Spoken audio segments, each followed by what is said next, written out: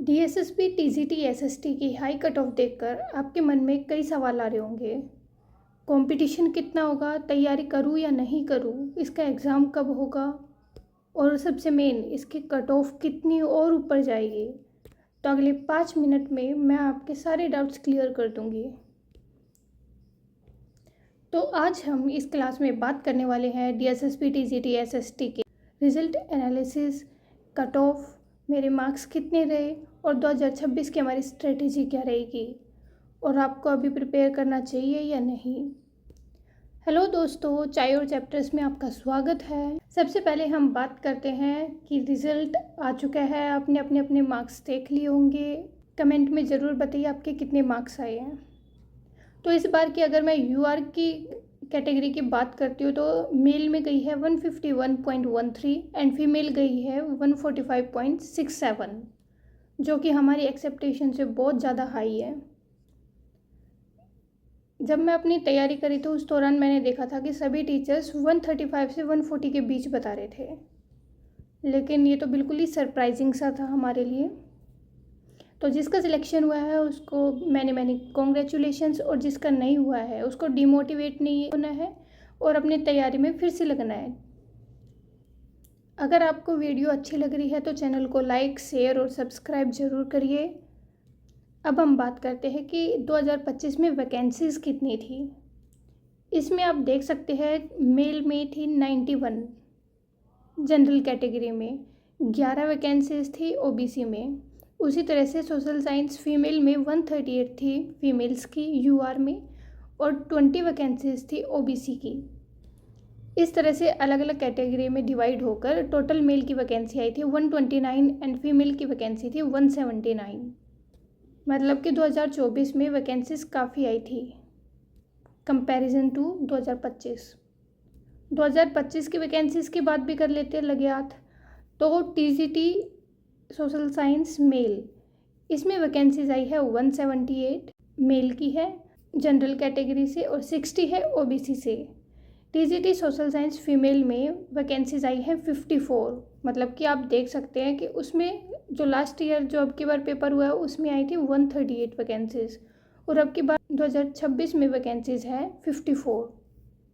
Total 92 vacancies हैं females की, और मेल की है 310। अब की बार वैकेंसीज बहुत ज़्यादा कम है, हाफ से भी ज़्यादा कम हो गई है। और अब की बार 2025 की जो कट ऑफ गई है उसके बारे में बात करें तो ये आप देख सकते हैं यूआर की है 151 मेल, 145 है फीमेल की, ईडब्ल्यूएस की 148 है मेल में और फीमेल में है 140। इस तरह से आप अपनी अपनी कैटेगरीज की देख सकते हैं। अब बात करते हैं कि कट ऑफ इतनी हाई कैसे गई, इसके क्या रीज़न्स रहे होंगे। इसके कुछ रीज़न्स है जैसे कि मॉडरेट एग्ज़ाम लेवल। तो हमने अपने अपने पेपर में देखा था कि पेपर का लेवल मतलब इतना ज़्यादा टफ नहीं था कि जिसको हम बोलते कि हार्डेस्ट लेवल आया हो। मतलब मॉडरेट सा था। कुछ सेक्शंस बहुत ज़्यादा इजी थे और कुछ डिफ़िकल्ट थे। जैसे कि मैंने सभी शिफ्ट्स के पेपर देखे हैं तो कुछ कुछ शिफ्ट थी जो सच में हार्ड थी, जिसको हम हार्ड बोल सकते हैं, और कुछ ऐसी भी शिफ्ट्स थी जो बिल्कुल ही ईजी थी, नॉर्मल से क्वेश्चन थे, ज़्यादा टफ नहीं थे। अगर मैं मेरी जो कि 10 नवंबर को हुआ था, अगर मैं मेरे पेपर की बात करती हूँ तो उसमें जो वर्ल्ड हिस्ट्री थी वो टफ़ थी, और ज्योग्राफी थी उसमें भी कुछ क्वेश्चंस थे जो काफ़ी टफ़ थे, और बाकी का पेपर इतना ज़्यादा टफ़ नहीं था वो मेरे लिए नहीं था, क्योंकि सभी का अपना अपना पॉइंट ऑफ व्यू होता है। तो मैं जनरली अपनी तरफ से एक बात बता रही हूँ कि मॉडरेट लेवल था पेपर का। मतलब काफ़ी ज़्यादा ऐसा भी नहीं था कि सभी यूनिट्स ही हार्ड आई थी, क्वेश्चन जो कभी सुने ही ना थे। लेकिन हाँ, जो वर्ल्ड हिस्ट्री थी उसमें हमने बहुत सारे नए क्वेश्चंस देखे हैं। सेकंड रीज़न है हाई कंपटीशन। ऑब्वियसली कंपटीशन भी दिन दिन कितना बढ़ता जा रहा है। अच्छा खासा कंपटीशन देखने को मिला था, इस बार देखो कितना रहता है। एज रिलैक्सेशन मिलता है या नहीं, अगर नहीं मिलता है तो ऑब्वियसली कुछ स्टूडेंट्स को फ़ायदा होगा, लेकिन जिनको नहीं मिल रहा उनके लिए नुकसान भी है। तो देखते हैं कि कोर्ट का क्या डिसीजन आता है। तो थर्ड पॉइंट है हमारा बेटर प्रिपरेशन बाय कैंडिडेट्स।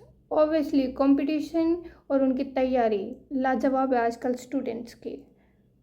लोगों के पास बहुत सारा मटेरियल है पढ़ने के लिए, बहुत सारे साधन हैं आजकल। लोग अवेयर हो रहे हैं कि एक जॉब कितनी ज़्यादा ज़रूरी होती है, और लिमिटेड वैकेंसी। तो बिल्कुल लिमिटेड वैकेंसीज थी। वैकेंसीज अभी कुछ ज़्यादा खास आ नहीं रही है, बहुत कम वैकेंसीज आ रही हैं। तो अगर हम जनरली एक बात करें तो कंपटीशन ओबियसली धीरे धीरे बढ़ता ही जाएगा, कम होने वाला तो है नहीं। और बच्चे भी खूब मेहनत कर रहे हैं। एक चीज़ और मैंने देखी है कि DSSP DCT सोशल साइंस में जो स्टूडेंट्स प्रिपेयर कर रहे हैं, उसमें बहुत सारे स्टूडेंट्स ऐसे हैं जो टीचिंग कर रहे हैं, मतलब जो पढ़ाने लग रहे हैं। इससे उनको काफ़ी ज़्यादा बेनिफिट भी मिलता है, और वो ऑब्वियसली मेहनत तो करते ही हैं। चैनल को प्लीज़, अगर वीडियो अच्छी लग रही है तो लाइक शेयर और सब्सक्राइब करिए, और कमेंट बॉक्स में आपके मार्क्स ज़रूर मेंशन करिए। तो मेरा स्कोर कितना रहा था, यहाँ पर क्वेश्चन आता है। तो मेरे 138 मार्क्स बने हैं UR कैटेगरी से। जब मेरा रिज़ल्ट आया था तो मैं इतनी ज़्यादा एक्साइटेड, इतनी ज़्यादा खुश हो गई थी कि मेरा हो गया, क्योंकि मैंने यूट्यूब पर लगभग सभी टीचर से यही सुना था कि 140 तक जाएगी, उससे ज़्यादा नहीं जाएगी। तो जब मैंने 138 देखे ना, मैं इतना खुश हो गई थी, जैसे होता है ना मन में लड्डू फूटे वो वाली सिचुएशन थी। और मतलब शौक भी हो रहा था, कितने मार्क्स आ गए। दोनों तरह की खुशी मिक्स हो रही थी, खुशी भी थी और शौक भी हो रहा था। तभी कुछ बस मिनट ही हुई होगी, तभी फिर से एक नोटिफिकेशन आता है कि कट ऑफ इतनी गई है। तो वो वाला हाल हो गया कि लड्डू की जगह करेला आ गया पर चलो कोई बात नहीं, इस बार और मेहनत करेंगे। अब हम बात करते हैं कि 2026 के कंपटीशन की। ऑब्वियसली कंपटीशन सच में बहुत अच्छा खासा होने वाला है। अपनी प्रिपरेशन ज़ोरदार रखिए, और टाइम टू प्रिपरेशन में आएगा कि आप कब प्रिपरेशन स्टार्ट करते हैं, नोटिफिकेशन आने के बाद या अभी से। ऑब्वियसली अभी से करेंगे तो आपको ज़्यादा बेनिफिट मिलेगा, आपकी तैयारी पहले ही हो जाएगी। जहाँ पर आपके लूप होल्स हैं आप उन पर ध्यान दे पाओगे, उनको सुधार पाओगे। और फ्रेशर कैंडिडेट्स, उनके लिए मैं बिल्कुल एक बात कहना चाहूँगी। देखो, फ्रेशर नहीं, ये सभी कैंडिडेट्स के लिए है जिसको खुद पर विश्वास है ना कि इतनी मेहनत कर सकता हूँ कि मैं कट ऑफ को क्लियर कर पाऊँ। देखो, मैं सभी स्टूडेंट्स की बात नहीं कर रही। जैसे कि मैं मेरा एग्जांपल लेती हूँ, मुझे पता है कि मैं UPSC लेवल की प्रिपरेशन नहीं कर सकती हूँ। तो उसी तरह सभी स्टूडेंट्स को अपनी अपनी कैपेसिटी का पता होता है कि वो किस लेवल तक तैयारी कर सकता है। और अगर आप सच में 100 के करीब हैं आपकी प्रिपरेशन में, अगर 100 या फिर 110 के आसपास हैं, तो मैं ये कहूँगी कि आप अपना सेकंड ऑप्शन ज़रूर देख के रखिए। मैं बिल्कुल भी नहीं कह रही हूँ कि आप अपनी प्रिपरेशन छोड़ दीजिए, लेकिन आप एक सेकंड ऑप्शन ज़रूर रखिए, क्योंकि कट ऑफ ये बढ़ती ही जाएगी, कम नहीं होने वाली है। अगर आपको अपने खुद पर विश्वास है कि हाँ मैं इतनी मेहनत कर लूँगा और मैं क्लियर कर सकता हूँ, तो प्लीज़ गो अहेड, ज़रूर कीजिए तैयारी। लेकिन जो कॉन्फिडेंट नहीं है कि मैं इतना कर भी पाऊँगी या नहीं कर पाऊँगी, देखो कर सभी सकते हैं, लेकिन मेहनत करनी पड़ती है उसके लिए। तो आप अपने खुद के हिसाब से देखिए कि क्या आप उस लेवल तक की कर सकते हैं। अगर नहीं कर सकते हैं तो फिर आप अपना सेकंड ऑप्शन ज़रूर अपने साथ रखिए, क्योंकि कंपटीशन सच में बहुत ज़्यादा बढ़ गया है। मैं किसी को भी डिमोटिवेट बिल्कुल भी नहीं कर रही हूँ। अच्छी बात है, अगर आप प्रिपरेशन करें तो जॉब आपको मिलनी है, तो लगे रहिए प्रिपरेशन में। फाइनल मैसेज जो मैं आपको देना चाहती हूँ कि आज से ही आप शुरू कर दो अपनी प्रिपरेशन करना, और कंसिस्टेंट रहो। ये नहीं कि थोड़े दिन किया और फिर छोड़ दिया, थोड़े दिन किया और फिर छोड़ दिया, नहीं, लगातार करते रहो। और बिल्कुल भी कट ऑफ को देखकर डरना नहीं है, क्योंकि अगर आप प्रिपरेशन अच्छी रखोगे तो कट ऑफ से डरना ही क्या है। और अपना जो टारगेट है TGT SST का, उसको अपने स्टडी टेबल पर चिपका के रखोगे, मुझे इतना टारगेट करना ही है। अगर मैं बोलूँ कि टारगेट कितना करना है, तो वो तो मैं नेक्स्ट वीडियो में बताऊँ, क्योंकि वीडियो काफ़ी ज़्यादा लंबी खिंच चुकी है। तो नेक्स्ट वीडियो में हम बात करेंगे कि टारगेट कितना रखें, प्रिपरेशन कहाँ से शुरू करें, मैं क्या क्या करवाऊँगी यहाँ इस चैनल पर। और भी अगर आपके कोई डाउट है तो कमेंट बॉक्स में डालिए, मैं उसको देखूँगी और नेक्स्ट वीडियो में आपके लिए लेके आऊँगी।